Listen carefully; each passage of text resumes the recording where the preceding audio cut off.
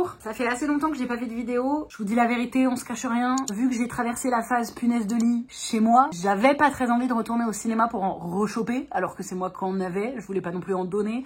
Bref, j'ai quand même été voir pas mal de films. Mais avant de rentrer dans le vif du sujet, je voudrais juste faire un petit disclaimer. Je sais pas trop si c'est le bon mot, mais en tout cas, j'ai quand même besoin de le dire. Ma dernière vidéo, c'était donc sur Oppenheimer, où je soulevais la problématique de la misogynie potentielle du film. J'ai reçu beaucoup de commentaires. Bon, je suis déjà plus ou moins habituée, hein, avec Camille et Justine, ça fait des années que je prends de la haine misogyne sur les réseaux sociaux, donc ça va, j'ai la peau un peu dure, c'est ok. S'il y a une partie de ces mecs qui regardent aussi cette vidéo dans l'espoir de pouvoir encore me dire que je suis une grosse merde qui connaît rien au cinéma, bon bah... Coucou déjà. Salut Michael, j'espère que tu trouveras vraiment d'autres occupations de temps en temps, ça te ferait pas de mal peut-être d'aller faire un petit tour dehors. Et sinon, je voulais juste dire que en fait, quand je dénonce la misogynie et que je ne reçois que des commentaires misogynes, ça ne me fait pas me remettre moi en question, ça fait juste prouver que j'ai raison. Si ton film plaît aux sexistes, c'est que ton film est sexiste. Si ton film plaît aux personnes d'extrême droite, c'est qu'il est probablement d'extrême droite.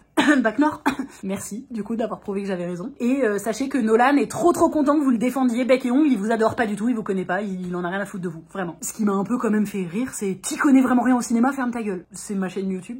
Donc c'est plutôt toi quitte ma chaîne, enfin je pense que la solution est beaucoup plus facile dans ce sens là. Et deuxièmement, je suis pas sûre que je connaisse rien au cinéma, étant donné que c'est un petit peu mon métier. Si juste ma critique vous êtes pas d'accord, ça c'est ok. Maintenant, c'est pas parce que vous n'êtes pas d'accord avec ma façon de critiquer un film que je n'y connais rien et que j'ai tort et que je suis qu'une merde. Mais encore une fois, je voudrais pas trop vous faire vous remettre en question, hein, parce que ça va trop bouleverser à mon avis ce qui se passe dans votre slibard. Alors, je voudrais quand même vraiment revenir sur Anatomie d'une chute, que j'ai vu maintenant il y a longtemps, mais j'ai pas eu le temps de faire la vidéo avant. C'est le film qui a reçu la Palme d'Or cette année, réalisé par Justine Triet. En général, les Palmes d'Or, j'essaye toujours d'aller les voir, mais j'accroche assez peu. Ça peut souvent être des films un peu longs, un peu chiants, un peu pour plaire à la critique. Donc, je vais voir Anatomie d'une chute en me disant... peut-être je vais pas trop kiffer. Et là, j'ai vraiment adoré. C'est un film dans l'air du temps, et contrairement aux films de leurs époques qui étaient racistes, sexistes, misogynes, homophobes, tout ce que tu veux, parce que c'était comme ça à l'époque, ou quand on regarde Friends et que c'est grossophobe. Oui, mais c'était comme ça dans les années... Oui, d'accord. Mais celui-là, à l'inverse, c'est que je pense que même dans 10 ans, quand on va le revoir, on va se dire « Ah, c'est cool, il est pas problématique ». Sandra, Samuel et leur fils malvoyant de 11 ans, Daniel, vivent depuis 1 an loin de tout, à la montagne. Un jour, Samuel est retrouvé mort au pied de leur maison. Une enquête pour mort suspecte est ouverte. Sandra est bientôt inculpée, malgré le doute. Suicide ou homicide? 1 an plus tard, Daniel assiste au procès de sa mère. Véritable dissection du couple. Bah déjà, le pitch est trop bien. C'est vraiment exactement ce qui se passe. Mais dans les 30 premières minutes... Alors, pour être tout à fait honnête, d'ailleurs, j'ai trouvé les 30 premières minutes du film très longues. À partir du moment où on rentre dans le procès, j'ai adoré, j'ai tout adoré. Alors que le film fait 2h30, mais vraiment, pour moi, après, c'est passé d'une traite. Donc en gros, on a cette femme qui se retrouve à être un peu accusée de la mort de son mari. As you know, the autopsy report is inconclusive about the cause of death. Stop. I did not kill him. That's not the point. Très vite, ils vont fouiller dans leur passé, ils vont disséquer donc leur relation, ils vont demander au fils qui est malvoyant ce qu'il se rappelle, mais comme il est malvoyant, ça pose des questions, et c'est un enfant, donc il se rappelle, mais il peut se tromper, du coup s'il se trompe, ça met le doute. Tu m'as dit que t'avais entendu tes parents, maman, t'es sortie de la maison, c'est ça?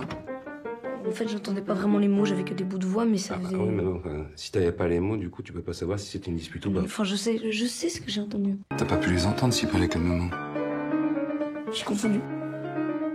Et en fait, j'ai trouvé ça génial pour plein de points.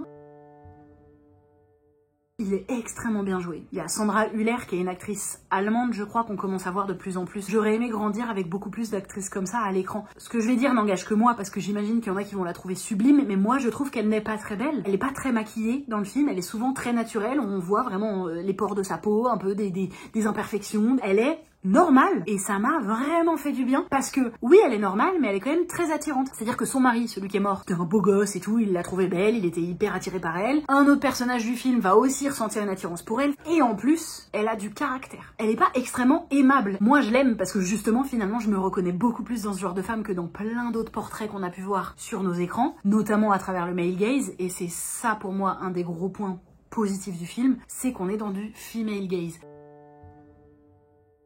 Si vous n'êtes pas familier avec ces deux notions, vraiment il y a largement des contenus qui vont vous l'expliquer mieux que ce que je pourrais faire là en 30 secondes et demie. En gros, le male gaze, c'est que la caméra soit du point de vue d'un homme qui est en train de filmer, et du coup le spectateur se tape le point de vue d'un homme. C'est pour ça qu'on filme les femmes de bas en haut, qu'on les découpe, qu'on voit parfois des poitrines, des culs là où on n'a pas forcément besoin.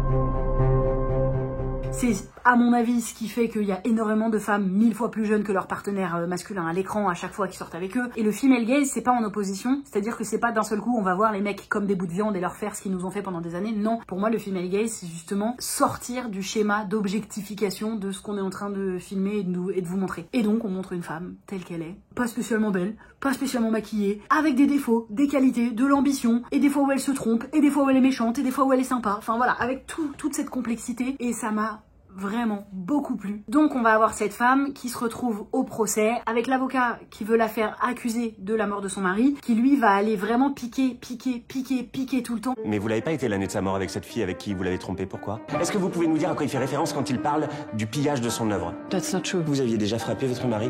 Non. Et en fait ce que j'ai trouvé très rapidement génial, attention hein, en fait c'est triste mais on s'entend, c'est que très vite je me suis dit c'est fou parce que qu'une femme soit suspecte ou victime, on la traite de la même manière. Une femme qui aurait accusé un homme de viol, on retournerait à la situation pour trouver tous les défauts que elle a pour prouver que non elle a pas été violée ou que même si elle l'a été, en fait elle était peut-être un peu d'accord, bon bref voilà un truc horrible. Ça met en exergue beaucoup de problématiques hyper contemporaines de à quel point c'est toujours de la faute des femmes. Si l'homme est malheureux, c'est la faute de sa femme. S'il n'arrive pas à trouver du temps pour travailler, c'est la faute de sa femme parce que elle prend le temps pour travailler ses trucs à elle et lui pendant ce temps il doit s'occuper de la maison.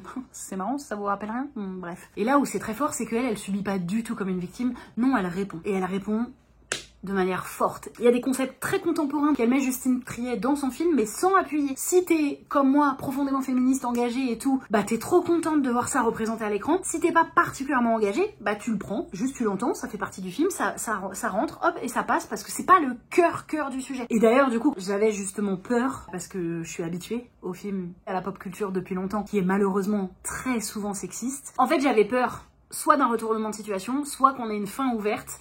Et ça, c'est quelque chose qui m'agace beaucoup dans les films. J'aime pas quand les réalisateurs font une fin ouverte aux réalisatrices, parce que j'ai souvent l'impression que c'est plus facile. C'est qu'ils ont pas eu besoin de décider et du coup, bah, on vous laisse à l'interprétation. Bah non, en fait, moi, j'ai envie que tu décides, puisque j'ai envie que tu me racontes ton histoire jusqu'au bout. Parce que c'est comme ça que je sais ce que tu veux me raconter. Et ça, j'étais vraiment aussi très contente qu'on nous laisse pas dans un peut-être. Est-ce qu'elle est coupable ou pas, finalement, on n'en sait rien. Il y a une fin. Il y a quand même un choix de fin qui est fait.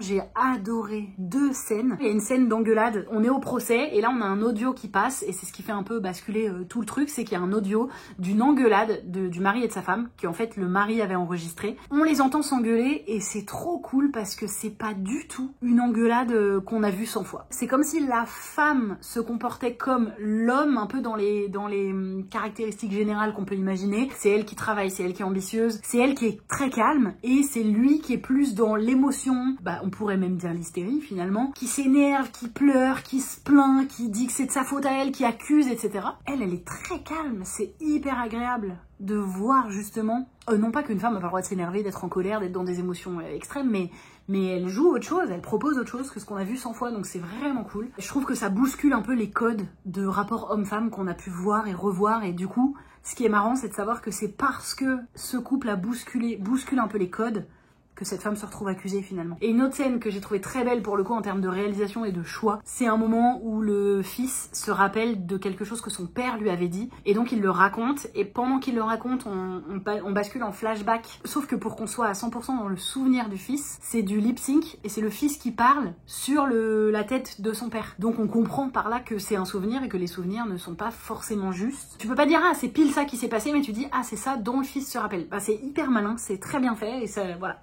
J'ai trouvé ces 2 scènes particulièrement réussies.